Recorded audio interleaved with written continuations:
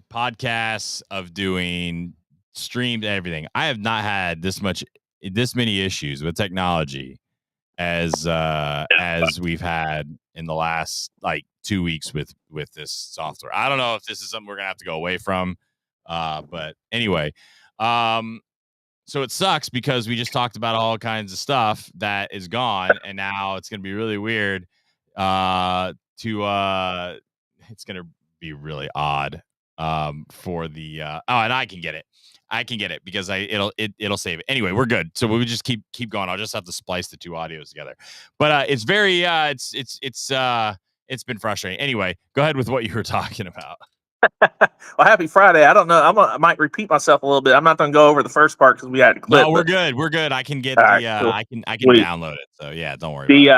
The second recruit I was talking about was Samus Cauldron around the Eric Bosey had sent some messages out earlier saying maybe he's down to a Final Four. I had mentioned that Kansas was a leader for him, but I thought if we got him on a visit this weekend that we could, sell him on coming. He wants to play with Jasper potentially, so more to come. I don't know if he's still visiting. I've been back-to-back meetings today, so I don't know if he's canceled the visit. Somebody had just sent me a message saying, hey, Eric Bosey, which I respect for sure, said that he's down to a Final Four. So if Kentucky's not in it, which they weren't when I saw the screenshot, then that means that maybe that visit's getting canceled. But if he does visit, I think we have a really good shot to get him. He's a good 45 range ranked 4-star small forward. He plays really good defense, which, Pope always tries to target, and he's a good shooter. So I'm hopeful that visit still happens tomorrow against Bucknell. And yeah, we'll see. Other than that, recruiting wise, right now we're kind of just focusing on 2026, 2027 guys. I would say Caleb Wilson, they're trying to still get that Arkansas visit redone. Kentucky's trying to get it where he does not go on that visit. The signing period starts on November 13th, which is next week. And so if he can not go on that visit, then I feel pretty good about him being in the spring class, or not fall class, sorry. But if he goes on that visit, it'll probably delay some things. But we'll see. I should know by the end of today for sure on the Caleb Wilson front because I got a couple messages out. I'm just waiting to hear back. So that's kind of what's going on in recruiting. It's exciting with the wrapping up the class, and then obviously I'm sure Kentucky's going to go out and get someone in the transfer portal. I would say probably you're looking at 1 to 2 or 2 to maybe 1 to 3. I think depending on who leaves, I think you're going to see that. It's very interesting with everything that's going on. Hold on one second. Yeah, I think the toughest part on the transfers, I think 2 for sure on the transfers. I think a third would come in play if Otega ends up doing as well as he's done so far. I've already had conversations with a couple people regarding draft boards, and he might be on first-round draft boards as of early as next week, depending on how the game tomorrow goes. And then Duke will be the true. There's all kinds of scouts coming to that Duke-Kentucky game. And so I think when they see him in person, that he for sure will be a first-round pick. You think already like 3 games in, that's going to be an actual thing? I think after that Duke-Kentucky, if he performs well, unfortunately, people are like react to that now, or like what they just saw, and then he'll blossom up. I mean, look, there's worse things to have, right? Like you play like shit, and nobody wants you. So I mean, he's a second-round pick. Same with Jackson Robinson. He's projected to be late second round right now, but he's got no eligibility left. Yeah, he's leaving regardless. I'm just saying he can play himself into a first-round pick because that dude's killing it. He can do everything. I mean, I don't know why you wouldn't want him on your NBA team, to be honest. Kind of looking at the schedule tomorrow, or actually, this is that's tomorrow. Sorry. Looking at the schedule tonight, there's actually a decent little spread of college basketball going on tonight. You've got at 7:00, you've got Kansas against North Carolina. Kansas is a 7.5 point favorite. That should be an interesting game. You've got New Mexico and UCLA. UCLA is a 4.5 point favorite. That should be an interesting game. It's rare that you get some guys, but you've got a lot of top 25 teams playing today. Duke, Purdue, Cincinnati, Ole Miss, Alabama, Texas, Marquette are all in action on a Friday, which is a little odd. I think. I mean, obviously, in the beginning of the season, sometimes you get those weird days, but it's interesting some of the big matchups that have been happening. Yeah, I think what we're starting to see now with the obviously football has a lot more attention right now because of the college football playoff, but a lot of these teams are because of NIL and wanting to get their schools on TV, they're having to adjust some of the days that they play on. So you're seeing obviously Saturday is a huge college football day. So Friday, if you want to be on ESPN or CBS or SEC Network, then you got to make some adjustments to make sure that you get the primetime games. And so you're Yeah. seeing a lot more better matchups during the week now, which is exciting to me because every night when I turn the TV on, I can watch some sports. It's awesome. Tomorrow there's interesting games, obviously. Thanks to Kelsey and running around the campus and giving us a good laugh. Tennessee travels to Louisville. I don't know if that's game's going to be particularly close. Baylor goes to Arkansas. That's going to be an interesting game, I think, for a couple reasons, because Baylor looked like shit in their first game. Like, they got absolutely boat raced. And if they're to lose this game, Arkansas fans are going to go nuts, which I think is going to be irresponsible because, like, one of two things are going to be true. Either Baylor wins and we were laughing at Arkansas, or Arkansas wins and we're laughing at Arkansas.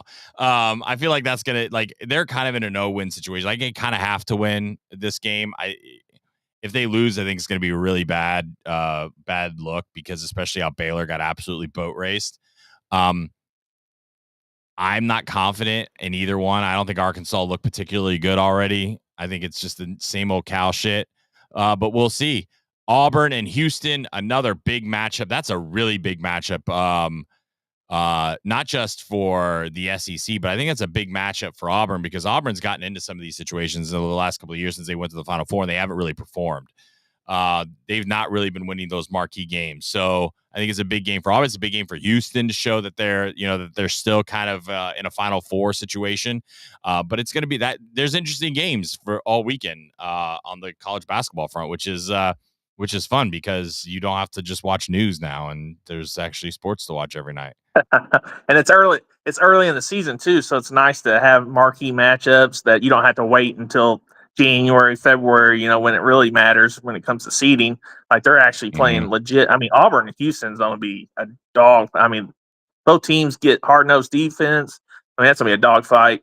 I didn't realize that. I thought the Baylor Arkansas game was Sunday, so that's even more exciting for me to be able to watch that tomorrow as well. It sounds like I'm going to have multi-screen. Sunday, you've got, I mean, an interesting game. Could be an interesting game. You got Arizona State at Gonzaga. I mean, that could be a fairly interesting game. Monday, just seeing if there's no real marquee games, nothing really super interesting. And then obviously Tuesday, you've got Duke and Kentucky, Michigan State and Kansas. And those are going to be the two marquee games on Tuesday. So, I mean, between tonight and Tuesday, you only have one day where there's not a top 25 matchup, and that's Monday. Nice. How bad does Arizona State lose to Gonzaga on Sunday? I mean, they just lost 50 to Duke. I don't know. I mean, no, Arizona State. Well, yeah, because Arizona State lost to Duke in that scrimmage.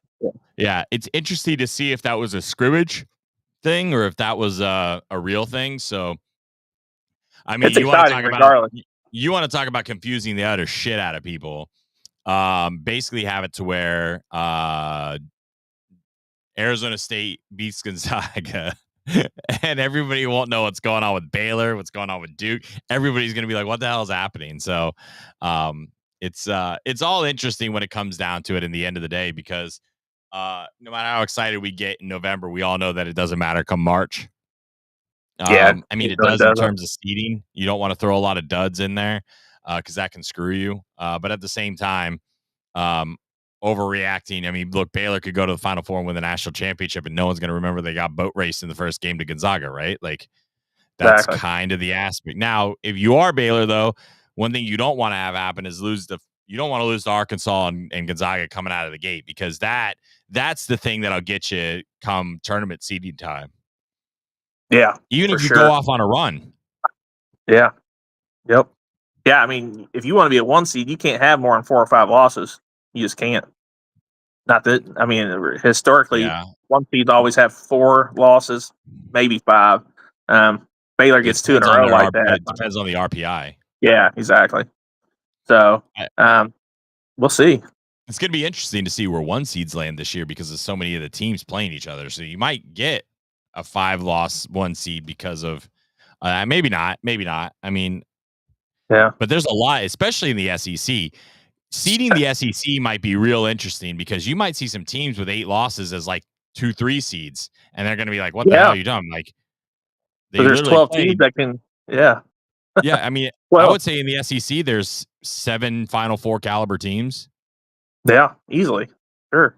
It's crazy. except for Tennessee Loaded. because they're never going to So make it. now, so now the SEC has the best football conference and now the best basketball conference. Odd how that happened, isn't it? It is crazy. And the It's ACC has the worst in both. So yeah, it's really odd to see how the ACC, especially in basketball, has fallen. I mean, it used to be Wake Forest, North Carolina State, Duke, yeah, Virginia, Syracuse. I mean, even Boston College was decent for a little while. Virginia Tech was decent for a little while. Florida State was decent for a little while. My actually think Miami might be pretty good this year. They've yeah, got some good they're players good. on there. They might be Duke's pretty good good. this year. North Carolina's good. But it's the depth, right? It's the eight, Exactly. 9 teams that are there where now you might have 2. Yeah. Like if Sad Duke or North Carolina doesn't win the ACC, something crazy's happened. for sure. Yeah, I mean, And obviously the Big 12 is pretty loaded, but I don't think they're mhm. even close to SEC. But they're legit. They got Kansas, of course. They got Houston, which looks good. I think BYU will be decent. Yeah, I mean they got some quality teams. Then you So got old yeah, it's gonna be UConn sitting exciting. up there in the Northeast. Yeah, no phones. They're good. Yeah, for sure. The Yeah, it's an exciting weekend. Obviously, we don't have any football because we're on bye week, but um, I think you might have sent something out about Cutler Bully. So, what are you hearing about that piece of it? So and look, I'm not the only one that's reporting this, so I don't want to act like we're just the exclusive. What I do know, what I've been told, is that he's taken the majority of the 1 reps that a lot of younger guys have. Some of that just has to do more so with health. But in Cutter's case, obviously, Gavin's not in the health um, piece. We've been talking about it for a couple weeks. That might be a look. I don't quote me. I don't have actual source on this. I've not been told this. So when you say it, I don't want people to like forget. I don't think Brock's health is where I think that was probably not. I think he's probably going to be out for a little while, if you're asking me. How he walked off, not hearing anything, all those signs. Like if it was something mild, I think they would have said it. So I'm just reading the tea leaves there. I have no inside information. I'm not trying to spread rumors. I'm just telling you my gut feeling on that. That's all that is a gut feeling. I think Cutter probably starts. I think Cutter might get the keys the rest of the year because he's got 4 games and he can start the next 3 and he still keeps a red shirt. So Cutter might get the keys to the kingdom for the rest of the season. If you had Yeah, to get pressure that out of me, what I would think, I would probably say that's probably what happens. and at this point, I mean, obviously, unless we win out, we're not going to a bowl anyways. So I would rather and Mm-mm. prefer, to let the younger guys play, see what we got. Because if we don't have what we think we have, then we need to hit the transfer portal even harder to make sure we're bringing in guys that make Well, impact. yeah, I think with Cutter, it's a little different, right? Like he's young, he's going to make mistakes, right? Like I think it's does the good outweigh the mistakes, right? Like let's say we go to Texas for whatever thing and he goes down there and he throws a game ending interception, but it was close, right? Like you're not going to be happy, but you can live with it because you're like, hey, we were close, unless it's just he didn't play well the whole game and the defense did a lot of shit. Let's just say the offense had a good game. And at the end, I think you could live with that, right? Like you go with that and you go, all right, we got something, we're cooking, right? But I mean, like I told somebody, I mean, can it be worse? I mean, I guess, but I mean, I'd rather take the chance with the talent. Exactly. Yeah, always. You want to see what you got. Let them, but you got to be smart too. Like you said, he's not had a lot of action. I mean, he came into that Tennessee game and first pass through a pick. But I mean, other than that, we haven't seen much of him. We need to see what he can do. And now, if he comes in the Texas game and throws 6 picks, then we'll be like, yeah, this guy probably don't. I Probably mean, ain't it. even at that, man, I'm not gonna. I don't think we lose our head too much on this, no matter what. Yeah, You yeah. can't. But You it's good can't to play the because younger of guys. Just give them some experience. I mean, at the end of the day, yeah. Look, you can't. No matter what happens, if it's bad, you can't overreact. If it's good, you definitely overreact. Like yeah, I mean, it's just. especially our fan base. Yeah, exactly. Like I think he'll get some grace. I mean, he's a true freshman. He's a Kentucky kid. If he comes in and even does, even if it's mediocre, I think he puts more asses in seats anyway against Murray State. I think people would be curious to see something Oh different. yeah, I think it's a catch-22 because you put the asses in the seats and you don't play well, and then everybody. But if you do, and then you play good against Texas, maybe there's maybe it makes Louisville a little bit more exciting. I wish it wasn't. I wish Texas would have been flipped, and maybe you had Auburn coming in the next week, and you had a 3-game stretch where I think everybody's like, "Hey, we can still win these next 3." It just yeah, doesn't feel likely. doesn't. Yeah, it's unfortunate, but I mean, hopefully, I heard Mark Stoops' press conference the other day or the radio show. It seems like he's taken done some self reflection and know that he didn't hit the transfer portal as well as he should have, and so I'm hoping he's learned from that and that he's out looking for players that can make instant impact next year for us. And we just live and learn, make a few changes. Maybe it's offensive coordinator, maybe it's defense. I don't know what it looks like, but as long as we make some type of changes where we have some promise, I feel good about it. But yeah, we'll see. I think there's a lot more going on behind the scenes right now than we know. Well, we know some things. We're just not going to talk about them yet. Yeah, defense. Time and place is not the time or the place, but I think the self-reflection thing, I think, is probably a good way to put it. Yeah. Gonna get quoted by like ESPN, Bleed Blue Network. Hell yeah. Hey, I didn't say anything, man. He's probably No, self-reflecting, a lot self-reflecting. going That's what I on. always say. Look, Easy out. I think you have to, right? Like, I think, and we've talked about this kind of openly. I think if you're him, you have to be self-reflecting right now. You have to be thinking about the future, the legacy, all of that. And at the end of the day, like we've said, till we're blue in the face, it's going to be his decision no matter what happens. It doesn't matter what comes of it. It doesn't matter if Kentucky offers him anything. It doesn't matter. It's going to be his decision, and we'll see what happens. But I don't think that's anything we're gonna really be able to talk about in too much detail until the end of the season, anyway. So No, true. Well, I appreciate you having me on today. I have to, of course, I got to yep, you bounce, bounce. but I hope everybody has a good weekend and go Cats. Yeah, go Cats. So, See you, man. see you, buddy. So yeah, it's been a good, been an interesting week, I think, in just terms of back end chatter. Some of it we're not going to talk too much about it just because um it's just not at the point where things need to be out because things are so fluid and moving. I think it doesn't make sense, but um I do think that Cutter Boley starting would be good for Kentucky. I think it would be fun for the fan base. I would enjoy it. But no matter what happens, we hope Brock Vandegrift gets well soon because nobody likes to see those types of any injuries. I mean, kind of happen. I think it's going to be very interesting the last couple of weeks in college football, obviously, with going down the stretch for the playoff race. A lot of de facto playoff games this weekend. And it's kind of weird that Kentucky doesn't play this week, but I think it's good. The team definitely needed a week off to get healthy, and to get everything correct, get their bodies right and things like that, which was definitely much needed. But big game tomorrow for Kentucky against Bucknell. It's the final kind of warm-up test for Kentucky before some games start to get real. Joe kind of alluded to this. Bucknell's got some talent. They score points. They do have they have height. They got some big guards, 6'6", 6'3", 6'4". They've got a big guy in the middle, a 7-footer, so that even if he's not the kind of guy who can push people around, it's still a good test. It's a step up. Bucknell is perennially a tournament team. So, that's good as well. Just kind of looking on an individual. They don't have their stats updated. I was going to look. No, their 7-footer last year averaged. I mean, look at points scoring. He averaged 12 a game last year. They got another guy that averaged 16. They're all back, so they've got some guys that can put the ball in the basket.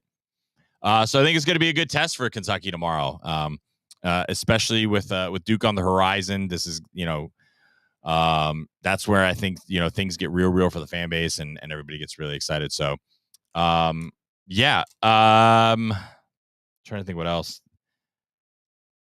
I don't think there's a lot much. Like Joe and I covered a lot of the stuff from recruiting and everything kind of early in the show. And the last thing I want to do is just ramble and talk about stuff that's meaningless.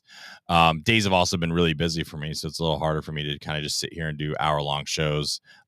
Plus, people don't want to listen to me talk and ramble for an hour long. I don't blame them because I don't want to listen to myself. So, look, I think that's a good place to probably stop the show. Next week, obviously, we're going to recap the game. Hopefully, Jaden's got his audio situation fixed so we can get in more.